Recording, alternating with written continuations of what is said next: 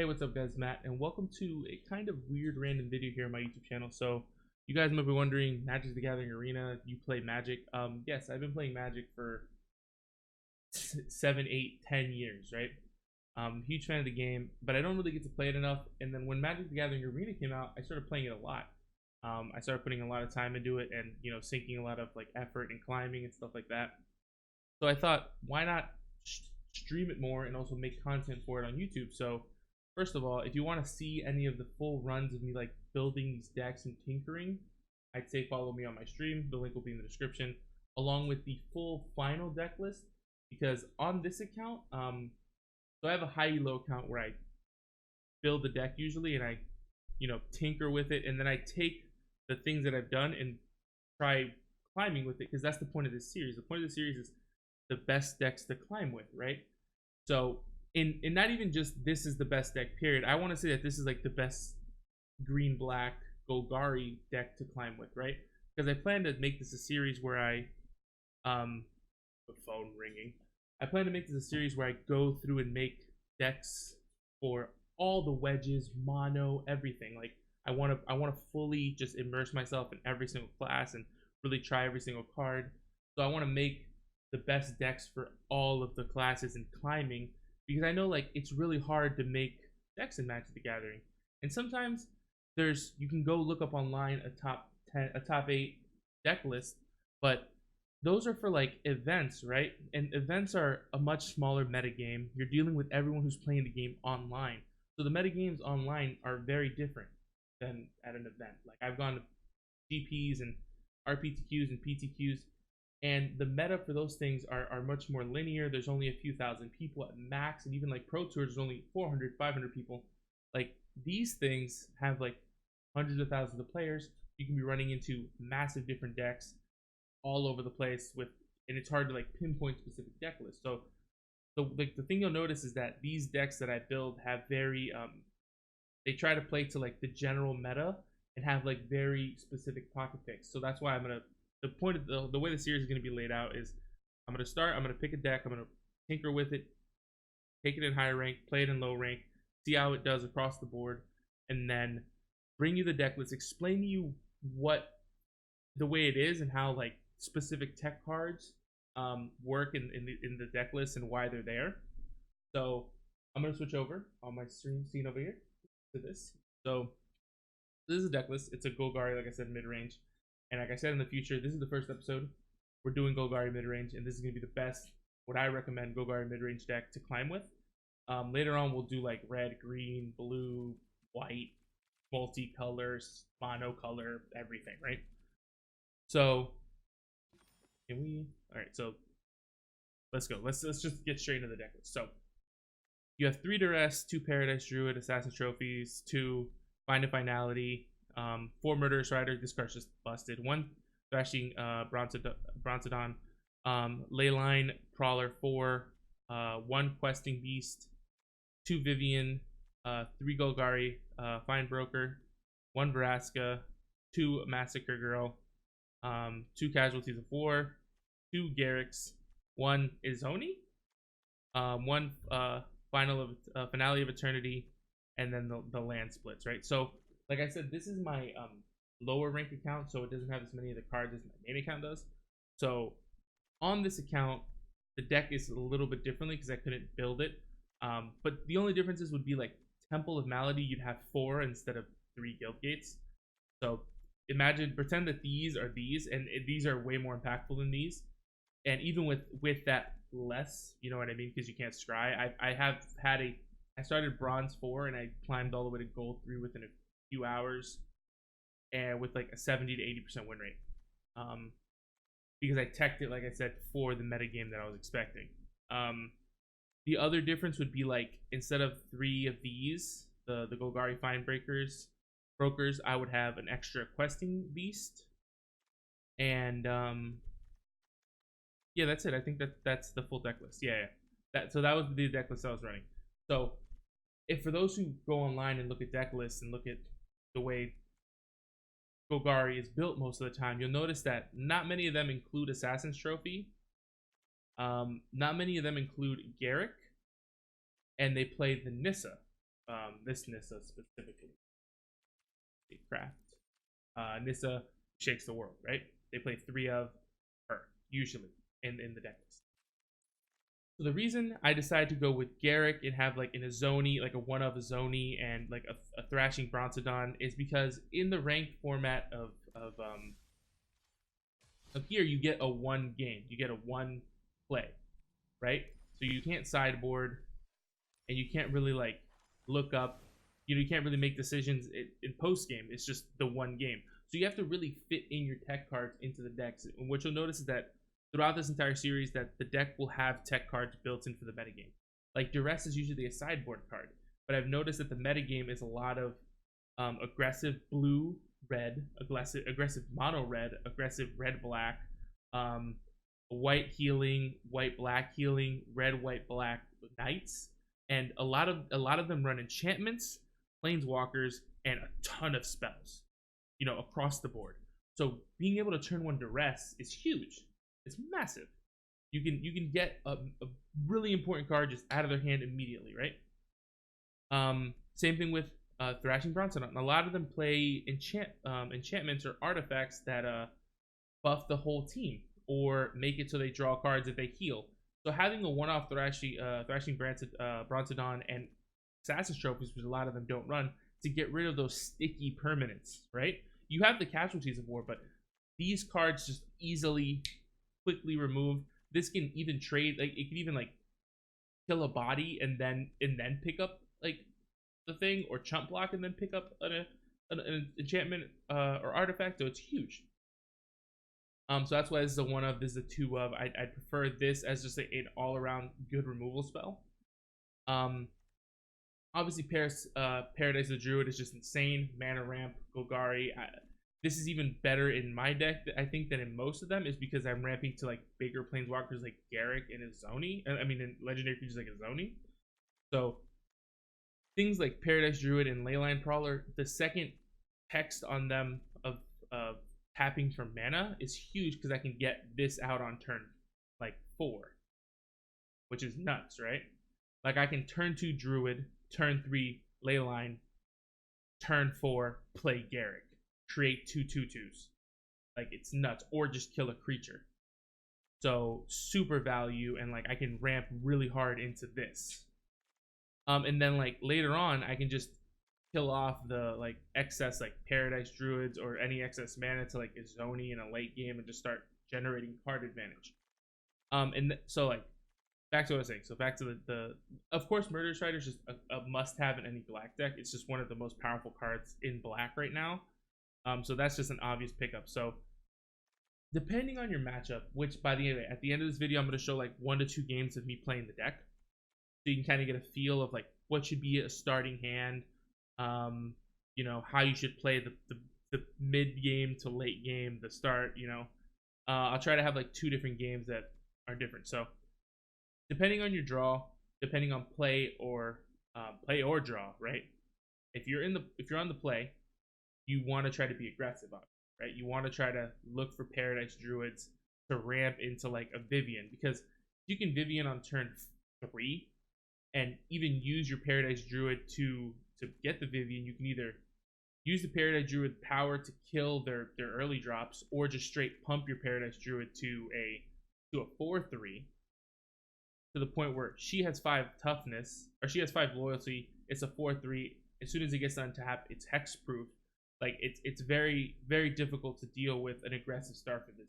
If this deck gets an aggressive start of like 1 drop, or turn 1 maybe Duress, turn 2 play Paradise Druid, turn 3 play either Questing Beast or Vivien, or Vraska killing a creature, or just straight going face for 4 damage. Like it's very hard to come back as the enemy, right?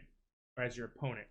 So looking for those type of things on the play is important. On the draw, looking for cards like Murderous Rider is really important, because they're going to be playing their creatures first, and being able to instant speed remove it is huge. So being able to have these cards in your deck, and the good thing about this deck, and the reason I think is that it's very like sticky and annoying and really good for this current metagame, is because you have a lot of recursion, right? They kill your Paradise Druid, right? Let's say you tap it for mana, it becomes unhexproof, they kill it. You use your Thrashing Brontodon to kill something, and you trade. It gets an artifact or whatever, right? You have cards like Find and Finality to grab 2 cards back from your graveyard. You have cards like Golgari Findbroker to bring stuff back as well. Like, a threat doesn't always just happen one time. Like, a lot of these cards will be replayed multiple times in the game. Like, you will play multiple Thrashing Brontodons even though you have 1. You will play multiple Questing Beasts even though you have 2. You will play multiple Viviens even though you have 2 of them. Like, you will play 3, potentially 4 of them. You know, because you can recur them. So losing them isn't that bad. You know, 1-for-1 using them as a 1-for-1 removal and stuff like that's great. Other than that, you do have a lot of great just period removal. Massacre Girl can literally wipe the board if you know how to count.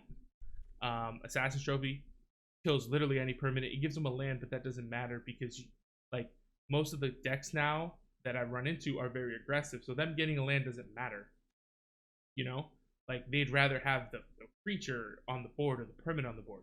If it was a control deck, Assassin Trophy something might be bad, but like for the most part, I've run into nothing but aggressive decks in this current metagame as of right now.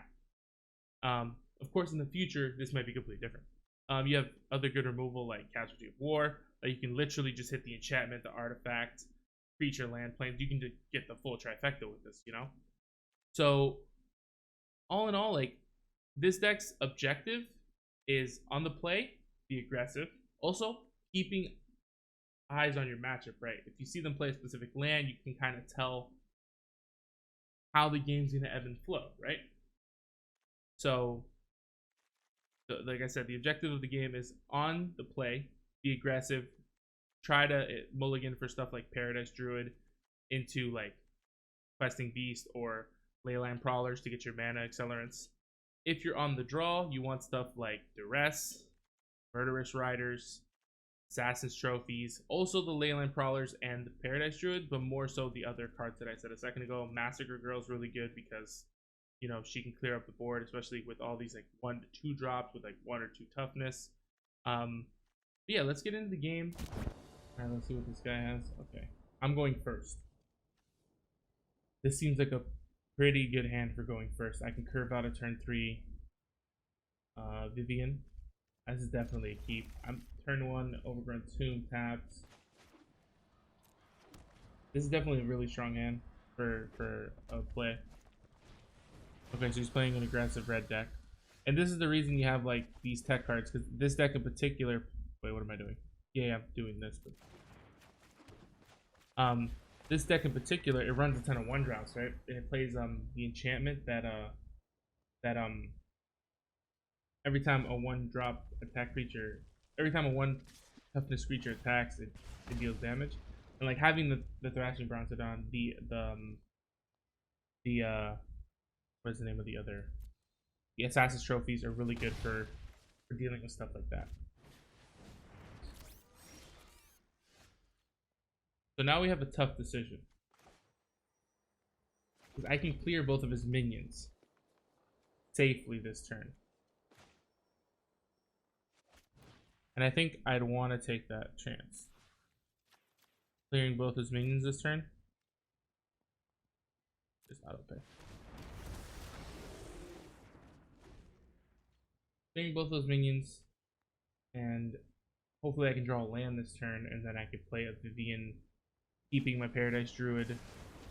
He had a shock on that. Okay, developing a 1/1. Not bad. That kind of screws up my being able to Murderous Rider unless I draw a land. What does he have? Light up the stage. Okay, I drew a land for Vivien. So the question is, do I Paradise Druid or do I Vivien this turn? Vivien plussing, giving no counters to anything, doesn't seem like a bad idea, because then he has to deal with the walker. He might play a burn spell that he would point at my face to Vivien instead. And like I said, this deck has really good recursion, so we're just gonna plus. We're gonna submit 0, pass. Like him spending his removal and stuff on Vivien on something I can bring back with like the Findbroker is fine. saving myself 5 damage is huge. And it'll potentially be more than 5 damage because, ooh, he's just going face. Guy's the legend. This guy right here, he's the legend. He knows how to play Magic Gathering. Mork, no Planeswalker. We don't need him. So he light up the stage to light up the stage, which is kind of funny. Okay, reach and haste. See, so he misplayed and like, okay, he shocked the Vivien, but didn't attack it. That's weird. Okay, so now I can safely pass with Murderous Rider mana up. I can buff. So the question is, now do I? Yeah, I'm gonna buff because I don't want to lose this.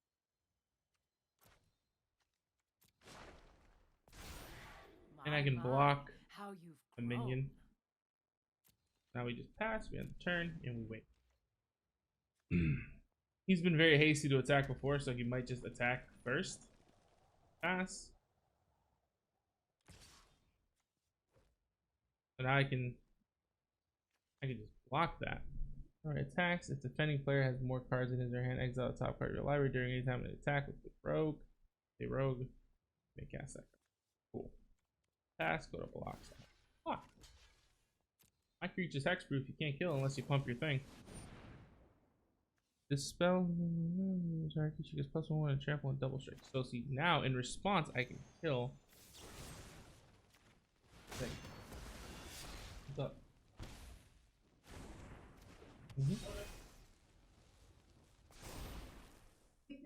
No.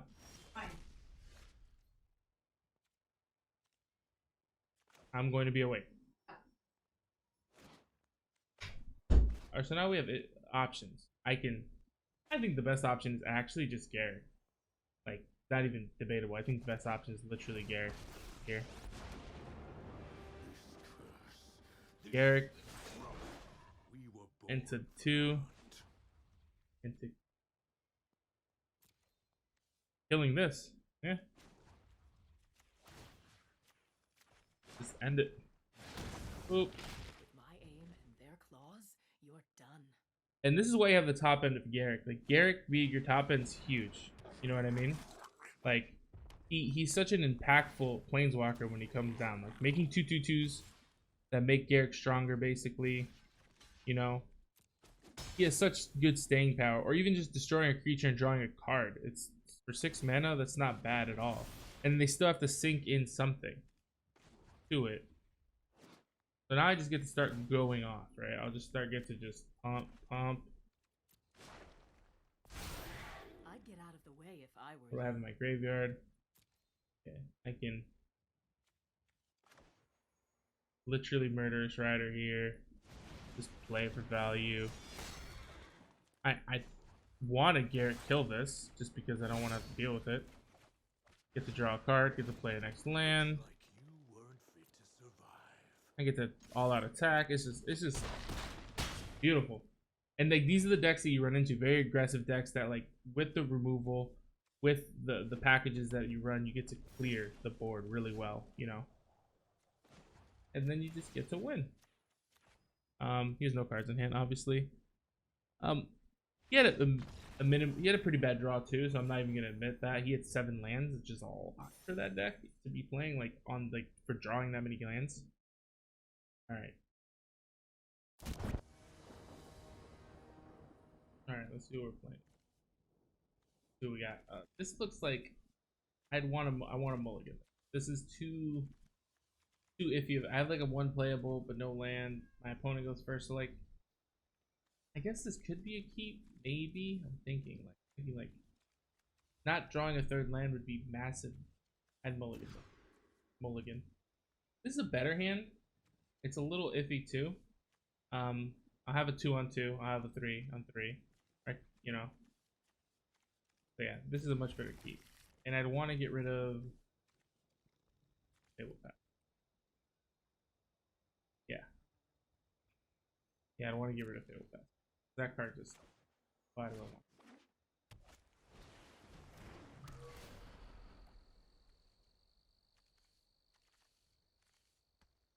Okay, so it looks like we're playing against some sort of blue deck. Not pay 2 life for that. Good sir.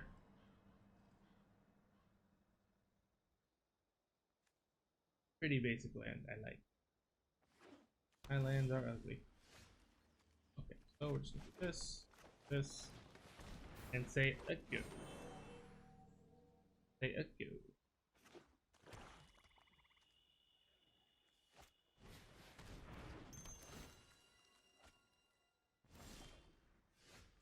And this is where the greatness of the aggro comes in. Woo! Like, he's obviously some form of control deck, so we're just gonna mork and bork. He might be a discard deck, because I've seen a couple of those roaming around too. That will not come into play untapped, good sir. You must control 4 lands. Oh wait, does it count itself as the 4th land? Oh, I didn't know that. Fancy. Does it see itself? So the question is, does it see itself the Fabled Passage when it sacrifices, or does it see the new one coming in? That's something I have to check out. I didn't really look into that. That's pretty interesting.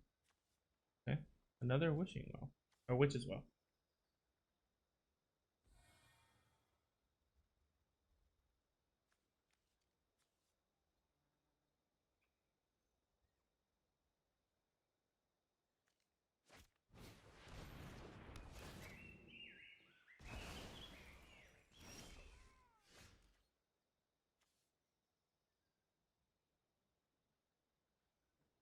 So now I'm just gonna play the Brontodon,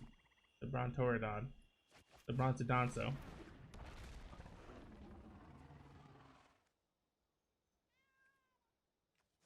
And I'm gonna say, gimme back my thing.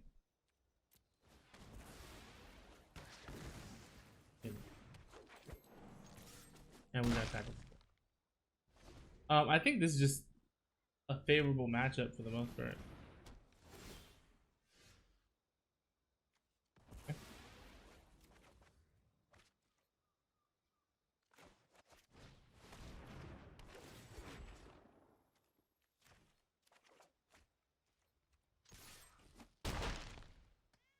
Been nice. He has to sacrifice something too.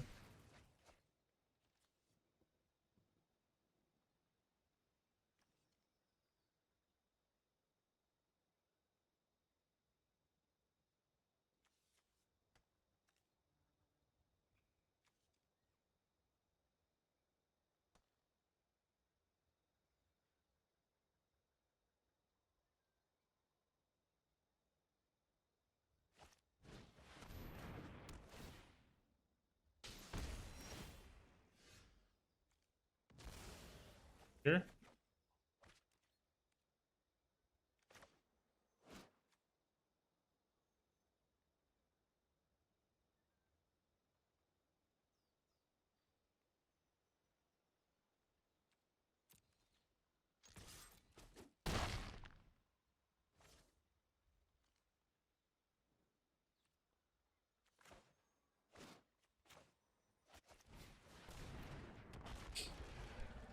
So I want him to have to discard something, obviously. I allow that to resolve. Nice. Okay, and then in response, before it becomes my turn, I'll just kill it, and I don't have to worry about it.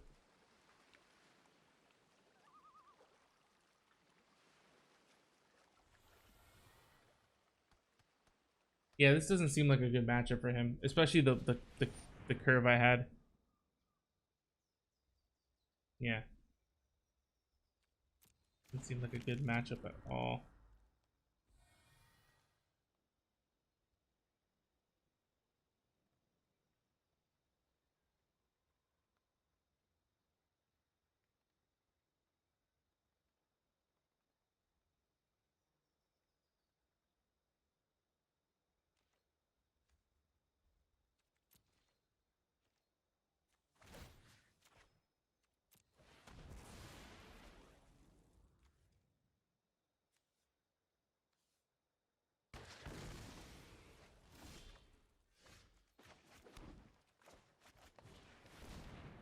You have a counter spell? You do not. Close your eyes, breathe, and listen to the sounds of the wild. We're fit enough to survive.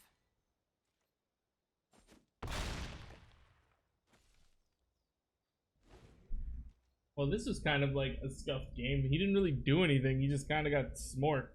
But that shows you the example of just like how aggressive the draw could be in this deck. Like you could just pop off and just they could not have one removal spell and the creature could just go all the way. This seems like a really strange deck though. I don't really know what his game plan is, what he's trying to do. Is he trying to just have me sack things all the time? Like I have noticed a lot of artifact and enchantment, which is why I run the Thrashing Brontodon. Like this card's just, it shuts game plans down, you know what I mean? And with recursion like this, you can just Brontodon again and Brontodon again.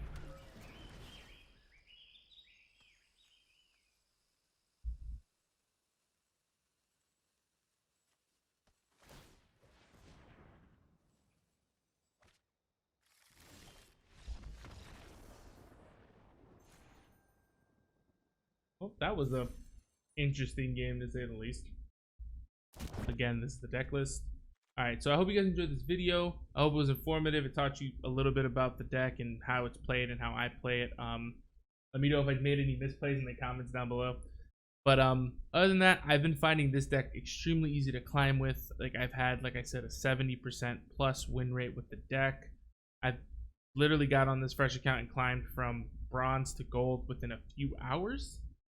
Even with missing cards like all the temples, which let you scry more, not having the 2 questing beasts, which is just a busted card, you know, and a couple other things that I'm missing. But like it's just, it has such good early game pressure if you get the right curve out. It can deal with all the early game 1-drop minions with stuff like Finality to Eternity. Like on turn 3 or 4. They'll have like a ton of 1 to 2 drops. You can just clear them all. And potentially sometimes on turn 3, because you could have a mana dork like Paradise Druid. You know, on turn 3, you can just clear all his 2/2s or 1/1s, you know, super easily. Duress gets rid of those really annoying sticky things, non-creature, non-land spells, you know. Gets rid of planeswalkers. It gets rid of enchantments, artifacts, stuff like that. Spells, instant sorcery, stuff like that. It's just really good, and because there's no sideboard in the one game ranked, running these tech cards that I have in the deck, like the Duresses, which are usually sideboard, like the Thrashing Brontodons, which are usually sideboard. Some people aren't even running Assassin's Trophy, but running the Assassin's Trophies. All these in the main really help with those enchantments and artifacts and really getting rid of them, and the Golgari Findbrokers to get rid of or recur the Thrashing Brontodon multiple times to get rid of it multiple times. And I think this deck list, it's really well positioned in the metagame to play not only a super early game matchup, but it could go into the late and be super grindy with Garruk and Izoni. Like I've played as Izoni so many times where I get like 7 insects or something, and I'm just sitting there just eating, drawing 6 cards in hand, slapping, you know, just putting in mad work. You also have Castle, and this card is insane too. Like you just end step when your hand's empty, you just boom, draw a card, you lose a life. Who cares? You draw a second card, you have 2 cards in hand. You know, you empty out your hand. You keep the 3 mana up. You know, you just get so much card draw. Same thing with, you know, Vraska in play. You could just sack a permanent, gain a life, draw a card. And I've even won with Vraska Ultimate, right? Because like I had a Vraska and I had a Garruk in play, and I just kept making 2/2s and defending my Vraska to the point where she ultimated. Like she dropped the ultimate, and now what are you gonna do? You just have to always keep blockers or you're gonna lose. And with the removal plan that I have, like all this removal, I just removed to the point where I could get one attacker in, and just won the game with their ultimate, her emblem. Like it has so much good late game. There are some decks you'll lose to, like super heavy control, and that's normal. Mid-range decks usually lose to control. Even though the last game we were playing, out of the 2 that I showed, if I remember correctly, I showed a mono red aggressive deck and a or I think it was like red green and then a blue Esper, I think it was like a control deck. control. Like he didn't really get to do anything because I smorked so well. Like I had a great curve out from Paradise into Questing Beast. But like I said, like the only thing you will lose to is like if you get pushed to super far late, like a control deck could outpace you. And even potentially deck you, because there are some sort of decks that just their objective is to deck you. So it's but I think it's really well placed in the metagame that I've been seeing so far, which is mostly the aggressive decks, the reds, the white blacks, the Mardu Knights. I think this does great against those decks. You know, you have Death Touchers that stop them from even pushing in their big creatures. That then can be used as mana dorks, like block mana dork, kill something else while that's killing that. You know what I mean? You can really get nice 2-for-1s with these cards. It's a great deck. So like I said, there's a couple of changes that I would make. So I'm gonna put the link in the description. Like I said, the full deck would be like 1 less of these, 1 more of these. The temples will replace the guild gates, and like I think that was it, right? I think that was it. Yeah, I'm pretty sure that was it. Or I think there was one more finality to eternity, because this card's just insane against early game threats. Just insane. All right, so I hope you guys enjoyed the video. Don't forget to leave a like, rating, and a comment. I don't know how long it's gonna be. It might be like 15-20 minutes, depending on how I decide to cut down the gameplay. But like I said, leave me in the comments some information, what type of color wedge you would like to see next. If you guys want to ever do some 1v1s, add me in this game. I think I can show my code up here in the home page profile here. This number. But yeah, I literally got on a fresh account, put as much bread as I could, by bread I mean money, to get the deck close enough to the deck, and then towards the end of the season I just ran it, and within a few hours I was able to get to Gold 4 with the deck. It's definitely, it could really capitalize early game on some bad draws, and it could still go late. So thank you guys for watching the video. I don't want to keep you guys here anymore. Have a great day, and